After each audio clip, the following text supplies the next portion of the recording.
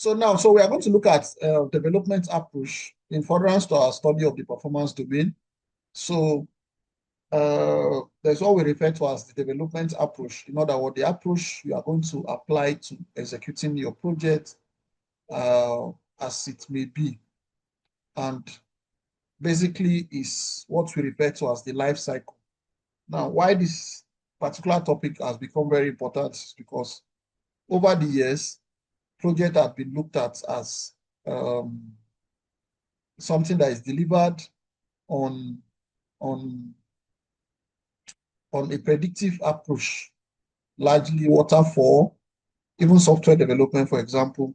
You know, we borrow this concept. I think project management borrow this concept from software development. But in recent time, we are now having topics.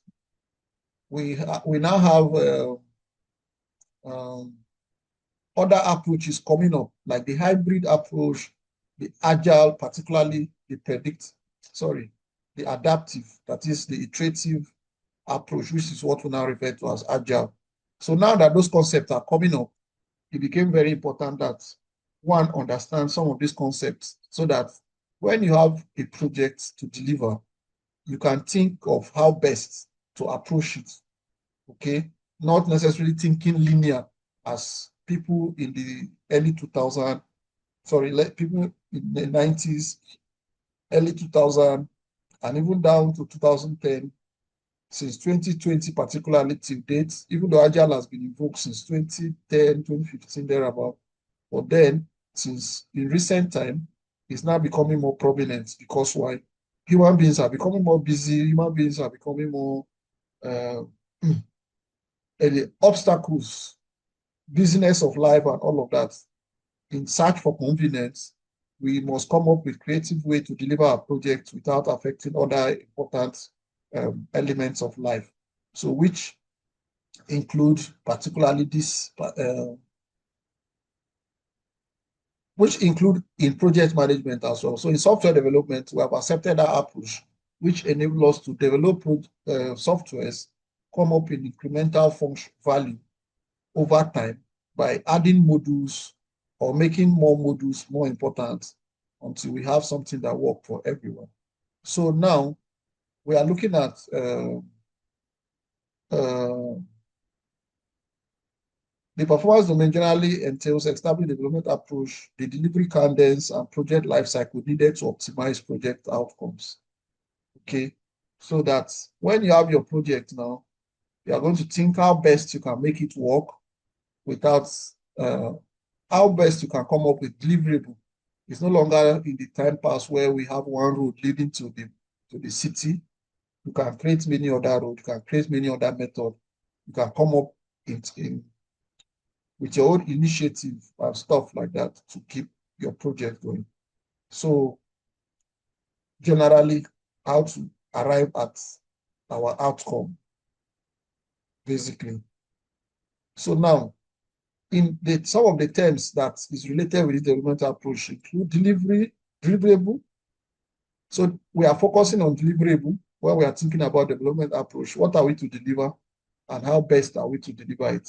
So deliverable are unique and verifiable product results or capability to perform a service that is required to be produced to complete a process phase or project. Okay. The same way, development approach, a method used to create, we also have the development approach, which is the method itself. And we have them classified as both predictive, adaptive, or hybrid method. Cadence, the rhythm of activity conducted throughout the project life cycle, throughout the project. So what's our delivery cadence? Basically, what is the rhythm of activities or how our activity sequence in order to arrive at our outcome. Then project phases. Project has phases: initiation, planning, performance or work, execution, then monitoring and evaluation, and then closing. So a phase is a logically related project activity that accumulates in the completion of one or more deliverables. So, but there are other projects that could have other form of phases as defined that, okay, at this point, we are starting this activity, it will finish at this also date, then we'll start another activity, then to finish at another also date, and stuff like that.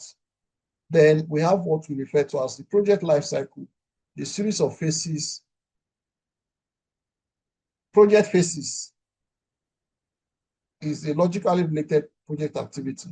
The life cycle is the series of phases that a project go through to arrive at the results that it seek to, to, to have. Okay.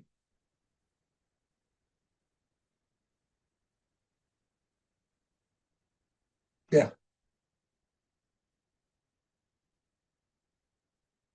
Okay. Yeah. So now, development cadence and its life cycle. So the type of project delivery will determine how it can be developed. I think I've talked about that. So the type of deliverables and the development approach influence the number and cadence for project deliveries.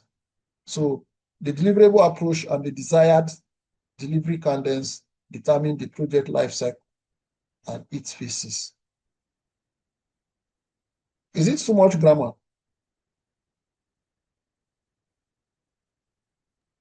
No, no, it's fine. Like I understand it. Okay, great. You are sharp normally now. So delivery cadence refers to the timing and frequency of project deliverables. Timing and frequency of project deliverables. Project can have. Ignore that comma when full stop. Both the timing and the frequency of delivery that project can have. Single delivery is G. If you want to do a single delivery of project, for example, one of the topical example is building a house. House, except, okay, you don't have the whole money to build a house. Building of houses usually delivered at once. You are building a two-bedroom apartment. When the engineer finish the building, they hand you the key. So it's something that can be delivered at once. But there are projects that has multiple deliveries. For example, drugs. If you are going to create medications or drugs, right? Depending on where you are. I think in the West, you don't call it drugs, it's medication, right? So if you are going to make a medication, or yeah, let's just call it drug, you first of all come up with the trial phase. You arrive at the trial phase where they try the drug, both whether on animals or on selected group of people to see how effective it is. Then they get results from that trials, interpret it, then they go about registering it with the various regulatory agencies and then launch it, right? So drugs has multiple deliveries, right? And even like you just described a project you're working on now, and this application basically based on your description, you have so many things you want to achieve with the platform.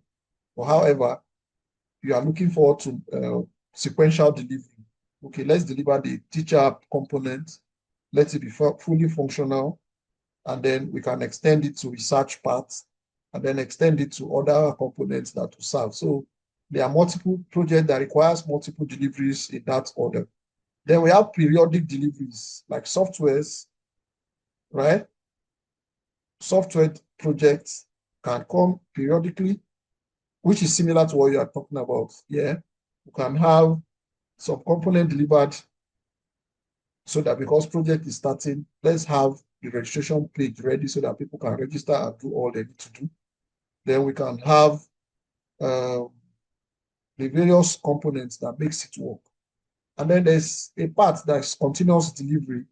For example, a dev, if I'm working as a DevOps now, right? Because DevOps are largely people who works on platforms to host softwares and also keep system running on platforms. Now, their delivery is continuous. After you have hosted an application today, you continue to monitor the performance and see how you can adjust the settings to make it perform optimally, right? The same thing with some of our digital products, right? So you continue, delivery nearly does not end. It turns from even a project to like an operation. where we are going to have continuous uh, operations of the, we are going to have continuous delivery, yeah, of the project. You are expected to deliver, you roll out application today, it's working successfully, but in 2 weeks' time, you are trying to optimize the resources on that platform to make the application work better and gradually keep it going that way. So now, development approach. A development approach is, it simply means to create and evolve the product. Sorry, is the means, yeah, we use to create and evolve the product, service, or results. Now, let me mention here that project management itself is defined as an initiative that produces value in terms of projects, in terms of a product, service, or result. So, in fact, that three is like one word. So, the output of every project is either a product or a service or a result. So, development approach is the means we use to create that during the project lifecycle. So, there are different development approaches used for different projects. So, we commonly have and use the predictive, hybrid, and adaptive. And this approach are outlined based on their iterative nature. So that's why I love this diagram. I decided to add it. So from predictive, hybrid to adaptive, you see this arrow down here that is widening the triangle, triangle that is widening from the beginning. At the predictive approach, there is no iteration. There's absolutely no iteration, zero to no iteration completely, or minimal iteration where it can be like building a house. You start and end. Okay, we can define, if you have money now, you can build your duplex that, okay, after the foundation, they do the decking. I forgot the terms they use for stuff, those things. After the foundation, you do the first floor, you do the decking, you do the first floor, you roof it, you start plastering, paint, tiling, painting, and all. So it's very defined, very, very predictable. So we expect that, okay, if we start building today, all things being equal, if we finish it in 6 months or in 3 months, depending on resources that is available to us. Now, we also have hybrid, which require that some things could be iterated, because why? When you produce a module today, for example, if you choose to start your project with the current version of the application that you have, right, you can still iterate by coming up with a better version of that application that works better. So hybrid has both elements of predictive and also iterative or incremental approach, whereby there are some things that are clearly defined from the beginning, but there are some things that are not clearly defined. So when we go to concept like estimation, you understand that analogous estimation uh, and some of those kind of estimation, when you are starting up a project, you know some things from the beginning, but there are many other things you don't know. So, but you keep planning as things go. Okay. But adaptive, on the other hand, you are completely going to iterate. You are completely going to develop in an incremental manner. Is that okay? So that is the approaches that we have. Now, what we consider when we want to select an approach, there are several factors that influence the selection of the development approach, but it can be divided into, remember I said product, service, or results is the same thing. The value we want to deliver or the project outcome, the project itself, and then the organization where the project is being performed or is being worked on. Okay, so we have if the consideration is what kind of result we want to have, what kind of outcome are we looking at, what kind of products are we looking at. So the consideration for selection of can be that, okay, what kind of outcome are we looking at? As you sit down to look at the projects from your overview from either project charter that's handed to you, that, okay, this is the project we are looking at. You are going to come up with, this is what we want to achieve, or this is the elements we want to attain. So when you have that element, you deliver it, and you'll be able to choose an approach that works best, that will help you to arrive at that. Then, uh, good. Excellent. So the variable that influence the development approach includes the degree of innovation, how much innovation are we going to put into it, requirement certainty, scope, stability, ease of change, delivery options, risk, safety requirements, and of course, regulations. So these are things that you look at when you're looking at the results that you want to deliver. So what is the degree of innovation we are going to come up with in this project? What is the requirement, certainty, scope, stability, ease of change, delivery options, risk, safety, requirement, regulations? So these are all the elements that you consider. Now, consideration for selecting the development approach, if it's from organization, why did we jump to organization without passing through projects? We not put projects, sorry. So remember, project is inclusive. Some error on my part.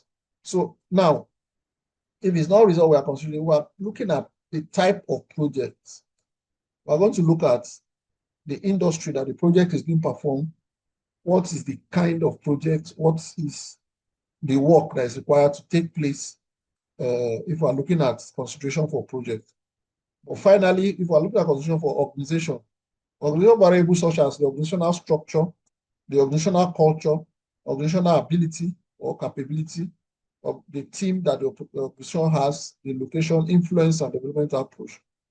These are some of the elements you consider when is the organization that determine the approach to face your project, basically. Now, life cycle and phases.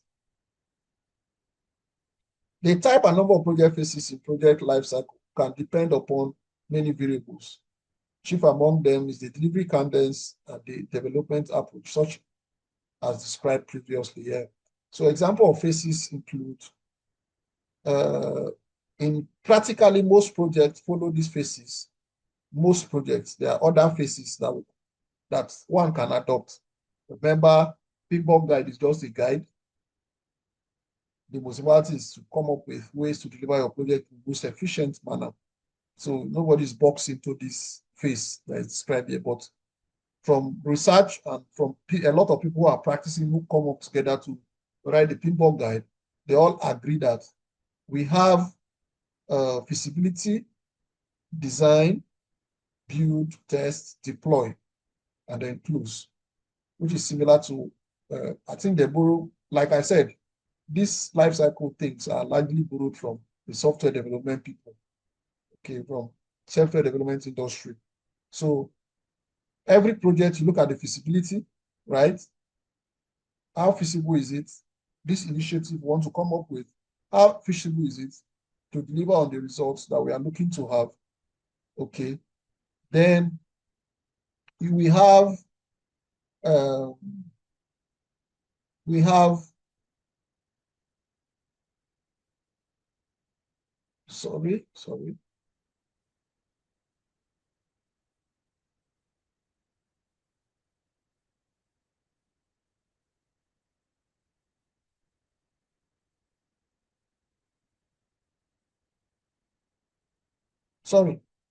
So you do feasibility study, then you design your project, then you go into the building process. I term the building process as doing the work. I look at design as planning, right? That's my own personal understanding. You can choose to interpret it based on the project that you are involved with. Then you test. Testing, just like monitoring and evaluation, you are looking at, okay, does this deliver all that we wanted to do? Did we have all the value that we set out to achieve? And all of that. Then you deploy. You make the things available for use and testing and all of, for use. And finally, you close on the project. So this is the phase that is largely looked at. So feasibility design, build, test, deploy, and close, which I have it on this diagram. Okay. Now, this is for predictive approach. Okay. So in a predictive approach, we have feasibility, design, build, test, deploy, close sequentially. You do one before the other. You do another one before the other. You do another one before the other. And then until you close. So it's defined, it's predictable.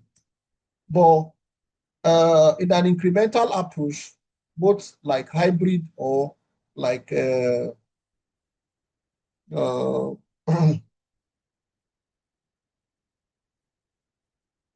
adaptive, you can begin with concepts, which is like feasibility or plan. Then you plan, you design, you build. You can go back to planning again, then design again, then build, then plan again, then design again, then build until you close. So you have that going up and down and up and down and up and down. So you have a concept in mind, you plan, you design, you build. Now from this building, you already have some form of outcome. You look at the outcome, you now plan again for a better outcome than the first outcome you have. You design it again, you build it, and then you plan it again until you continue this process until until you have the desired outcome. So this is what we have in the case of incremental approach. Now, in the case of adaptive,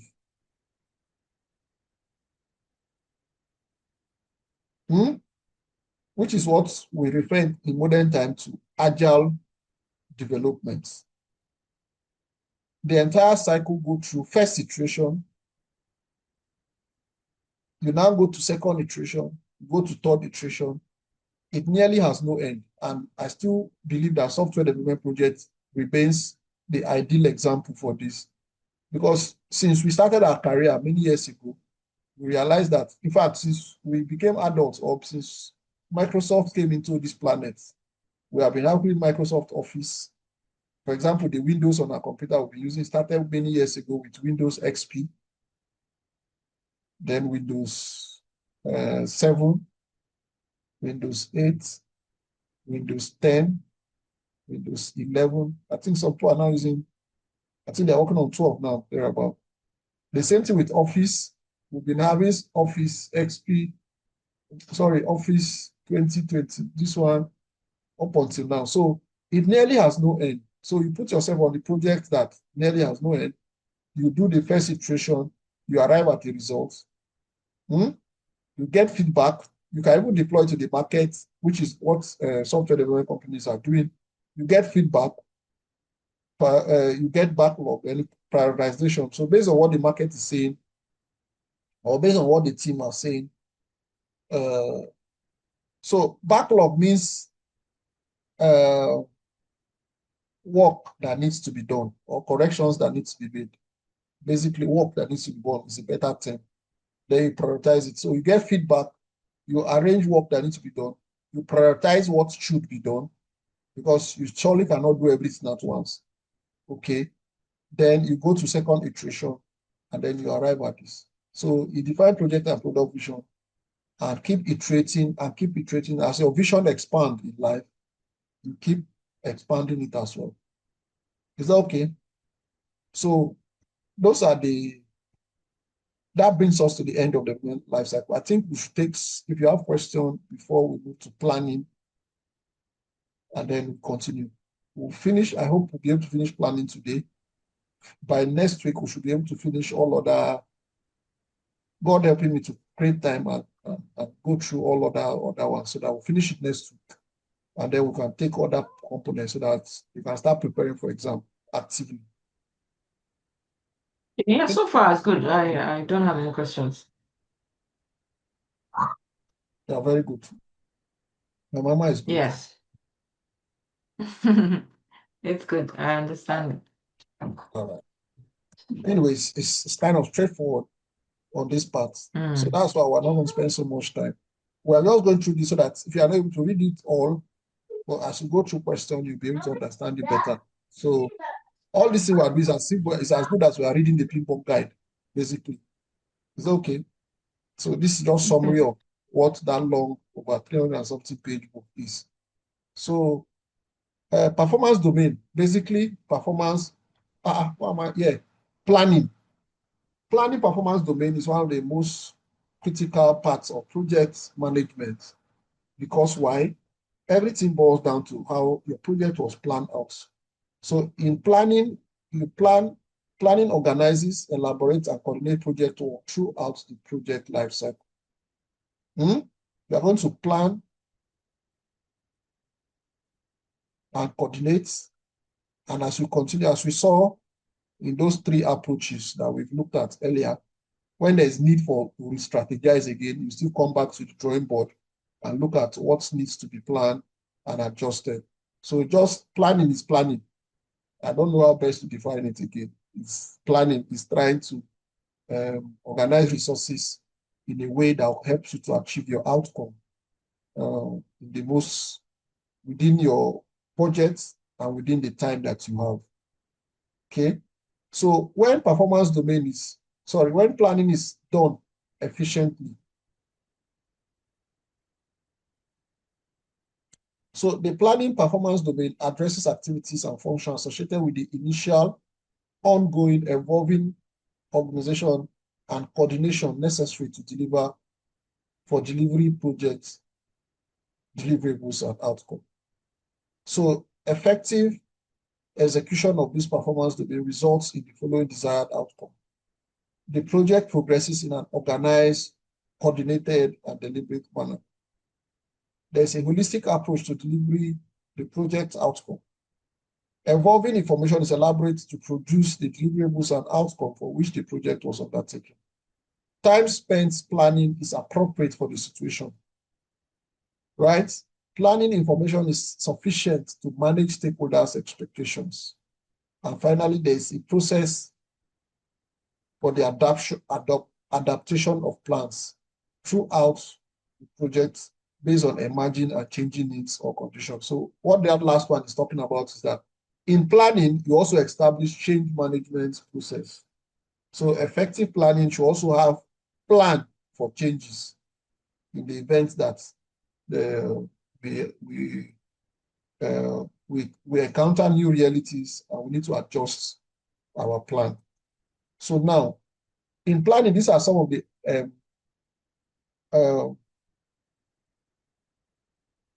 terms that we need to get acquainted with.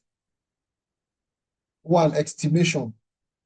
So planning requires estimation, a quantitative assessment of the likely amount or outcome of a variable, such as project costs, resources, efforts, or duration.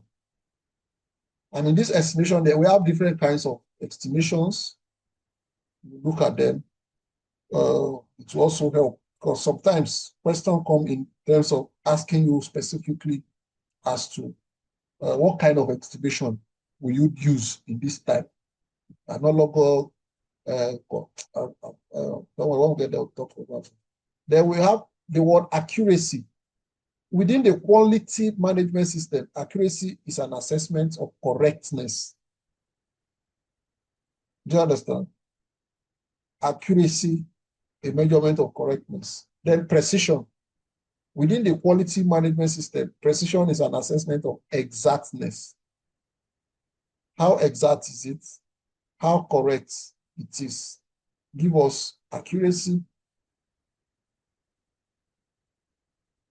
Which example do I use to define these two terms now? So accuracy, is it correct? How accurate is it? Then precise. How precise, how exact it is. So let's say you estimate money now. Accuracy and precision are very. Wait, hold on. These boys are throwing something. Why are you throwing at the wall? Do you want to break it? I don't hear that sound again. If you know you want to play properly, give me back those toys. Why don't you guys? Well, I'm using the laptop when I'm done with it. Okay, you already broke yours, so it's not my fault. Go sit down and place it.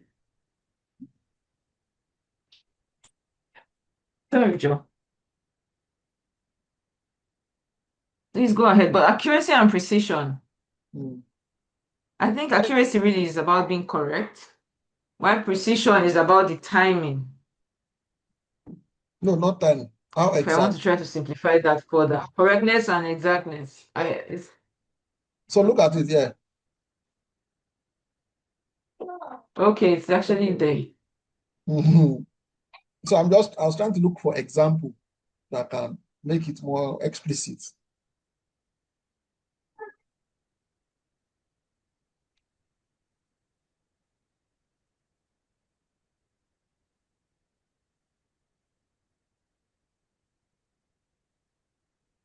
So the measure of accuracy, for example, in schedule, let me use example of schedule, right? In measuring accuracy Mhm. for scheduling, for example, we can say we are going to spend 7 days in 7 days to achieve this project. Do you understand? How accurate is that? It means that in 7 days we are going to deliver on the project. This is correct statements, right? But then Mhm. precisely, we are going to spend 6 days, 2 hours, or 3 hours. It gives us the specific. So I want to look at precision as the specific. So this is the exact time it cost us to do. But in accuracy, this is the uh, how accurate we are. Do you understand? Yes. Uh-huh. Then something like crashing, um, it's a term that we use in scheduling. A method used to shorten the schedule during duration for the least incremental cost by adding resources. So what is that saying? So let's say we have a project to deliver within 1 week, but somehow we realize that uh, between now and next week Saturday, there will be rain. Maybe weather forecast come and say, okay, there will be rain on Thursday. Therefore, we must make sure we finish the project on Wednesday at all costs. Do you understand? So now you're going to crash your schedule. Yes. You are going to crash your schedule duration by adding resources. For example, if you have 2 people working on the project, you are going to add 3, you are going to add extra hands to make sure that your project finishes at the least incremental cost. Do you understand? So you're going to add resources by adding resources Mhm. at the least incremental cost. On the other hand, fast tracking is also a schedule compression process in which activity or phase normally done sequentially are performed in parallel for at least a portion of their duration. So while in crashing, we add resources so that we have 2 hands, we add 2 more hands so that we can deliver within a shorter time. Abi? Fast tracking, Yes. fast tracking, we are building, we are trying to finish the interior of the house and we want to finish it within this month. So therefore, the people who are doing tiling can be doing tiling while the people who are plastering can be plastering. So they are conducting 2 activities on a parallel. Do you understand? Or the people painting can be painting while the people doing interlocking in the compound can be doing interlocking at the same time. So it's like performing parallel. It's a schedule compression method where phases normally done in sequence are performed in parallel at least a portion of their duration in order to reduce the portion of their duration. So I can't hear you. I muted. Hmm? Can you hear me now? Yeah. What do you miss? No, no, no. I didn't miss anything. I heard you. So both crashing and fast tracking are both these two definitely comes out in exam. These two concepts. You must just Mhm. understand it properly. Crashing and fast tracking is simple. Both of them are terms that we use to lower schedule. While crashing, we add more resources to shorten the process. Fast tracking, we perform activity on a parallel. We perform sequential activity parallelly or simultaneously. I think that's understandable, right? Yes, yes. Then budgets, the approved estimation for the project or any work breakdown structure, Mhm. components, or any schedule activity. So, of course, you are familiar with that because you are doing a lot of budget all the time. Planning variables that influence how project planning is conducted. They include development approach, project deliverables, organizational resources, market conditions, legal or regulatory restrictions. So these are variables that affect development approach, basically. So now let's look at the word estimation. So you are estimating. At planning, you can only estimate. It's only at execution that you know the exact, that you know the precise cost of whatever you are going to do. Do you understand? So planning generally entails development estimate for work, effort, duration, costs, people, and physical resources. So you are going to estimate that, okay, 5 people will do this work in 2 months with 50,000 and with 2 cutlass, with 2 computers. Okay. So why planning is an estimation activity is because of the fact that during execution, factors may change. Is that okay? Anyway, you're a veteran in this business. So that is how it is in reality. So now let's look at this. Sorry. Go back to where you are. Yeah. So range. So because of estimation, these are elements of estimation in estimating. Ranges. Estimate tend to have broad range at the start of the project when there's not much information about the project and the scope. Okay, like now you are there now, you say you want to build a house in Nigeria. Now you ask, how much does it cost to build a duplex? Then someone tell you that, okay, if you hold 70 to 100 million, you can build depending on what you are going to build. So they give you a range, right? Then accuracy refers to the correctness of an estimate. So accuracy is linked to range, in that the lower the accuracy, the larger the potential range of values. So an estimate at the start of the project will have less accuracy than one that is developed halfway through the project. Then precision. Precision is the difference, is different from accuracy. Yeah. Precision refers to the degree of exactness associated with the estimate. So for example, an estimation of 2 days is more precise than sometime this week. Do you understand? When will you finish this work? I'll finish it next week. Compared to, I'll finish it by Tuesday next week. So precision is that guy that says we'll finish by Tuesday, 2 p.m. Tuesday next week. We should be done with this work. Then finally, confidence. Confidence increases with experience. Experience working on previous similar projects can help the level of confidence required. For new and evolving technology, confidence in estimate is expected to be low. Okay, so after planning, it is not expected that you have confidence in your planning 100%. Why? Because factors change and they can change very fast.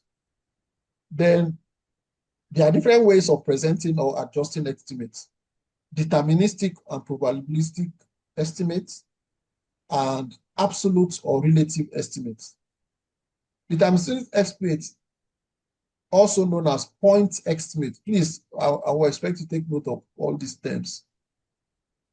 Also known as point estimates, present a single number or amount, such as 36 months. That's deterministic or point estimates. It gives you the specific number. Do you understand? Then yes. Probability estimates, it gives you the probability. So it gives you the range of occurrence. So deterministic is specific, giving us points, estimated whole number. Probability gives us range. It includes range of estimates along with the associated probability within the range. They can be developed usually by developing a weighted average based on multiple likely outcomes, or a running simulation to develop a probability analysis of that particular outcome. Okay. Then we have absolute and relative estimating, right?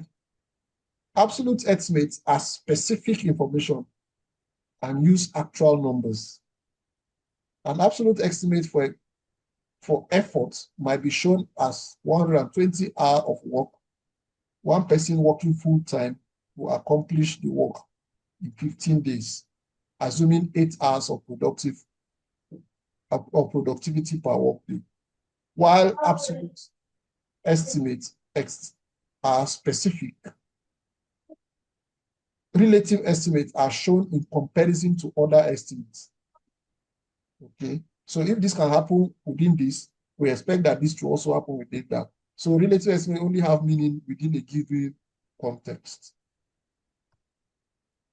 So now we are looking at scheduling now, which is what we have defined earlier. So if a schedule model does not meet the initial desired end dates, schedule compression method are applied. So if we plan to achieve our project within a week, like I said, and we are not able to, then schedule compression such as crashing or fast tracking is applied based on the resources that we have. Do you understand? So if we have resources to crash, if we have resources to crash, that is by adding more hands or adding more resources, we'll use that. Shooting duration for the least incremental cost. It can include adding people to activity or working overtime or paying to expedite deliveries. On the other hand, fast tracking is a schedule compression method in which activity or tasks that are normally done in sequence are now performed in parallel, at least for a period of their duration. So fast tracking often entails applying leads and lags along a network path. Now, I hope we're able to look at network diagram on this before we go into questions. So a lead is where the work of a successor activity is accelerated, such as starting a successor activity before the predecessor has finished. So all of these terms are things that we'll look at as things go. Then there's also a concept of dependencies. When compressing a schedule, for example, it's important to determine the nature of dependencies between activities, right? Some activity cannot be fast-tracked due to the nature of the work. Others can. So in choosing even those schedule compression, either fast-tracking or crashing, you know that some activities cannot be performed parallel. For example, it's not possible for you to almost done, guys. Yeah, we're almost done. So let me look at example, for example. When you want to roof, for example, in roofing activity, you must do the woodwork before putting the zinc. Abi, it's just not possible to be doing woodwork putting zinc. It's not possible. So in such case, you can't fast track. So you need to look at dependencies on the project. So there are mandatory dependencies, a relationship that's contractually required or inherent in the nature of the work. This type of design cannot be modified. Because why? One is dependent on the other. Doing the woodwork for your roofing must happen before the putting the roofing zinc. Then discretionary is a relationship where best practices is applied. So it's based on discretion. We are going to do this based on discretion. So it's discretionary to, okay, allow this to happen this way. So it's modifiable, right? So in this case, you can even fast track or you can even crash, depending on whichever method you want. Then external dependencies, relationships outside the project. Relationship between project activities and non-project activities. This type of relationship cannot be modified. So if we are depending on law enforcement agency to come for inspection, like now if you are building in Abuja and Abuja AG is supposed to come and inspect your building, that's what happened now. If you are building, by the way, I spent most of my day today over real estate matter. Went to our estates. So until FCDA people come to inspect the building project, you cannot continue at certain points. If you continue, you are setting yourself up for demolition and stuff like that. So it cannot be modified. But internal dependencies, such as relationship that is within the project, this type can also be modified. Then budgets. So now I just brought this diagram so that I can talk about its overview. Work cost estimates. What makes up the budget of a project is the cost of work to be done, the contingency reserve, then management reserve. Cost of work is basically all the work we are going to do, how much is going to cost us to deliver, right? Then contingency reserve is the fund we set aside in the event of risk or in the event of things not going our way as planned. So it's also managed by the project manager to ensure that project is delivered within specified time. So there are calculations to arrive at that. Then there's what we call management reserve, which is also must be part of project budget. So project management reserve help us to is what the project sponsor keep aside in the event that they choose to adjust your scope. Let's say some of the project you are doing now, your sponsor say, okay, when you started, like well, the one we described earlier, let's say they want to increase the scope from the states where you are developing. They want to say, okay, add Edo State, for example, to your work, right? It's up to them to add more funds to the project because the fund that was approved before was for one state. So now, if they increase scope or they realize that something needs to be done, activity within scope is management reserve. So all of that is what makes up the project budget. So project budget is the total sum of the work cost estimates, cost baseline, and management reserve, which is the project budget. It gives us the entire process. It's also something to read more about in detail that you can understand. Then finally, change. There will be change throughout the project. Some changes as a result of risk, events occurring, or project environment change. Some are based on developing a deeper understanding of requirements and others due to customer requests and other reasons. Okay, so therefore, project team should prepare a process for adapting plans throughout the project. So this may take a form of a change control process, reprioritizing the backlog, or rebaselining the project. Projects that have a contractual elements may need to follow a defined process for contract changes. So in PMBOK 6th edition, define it entirely as a change management control, where if there, as we are executing the project, if there is need for change, the approval process to ensure that that change happen. Maybe the change is identified by one guy in the field.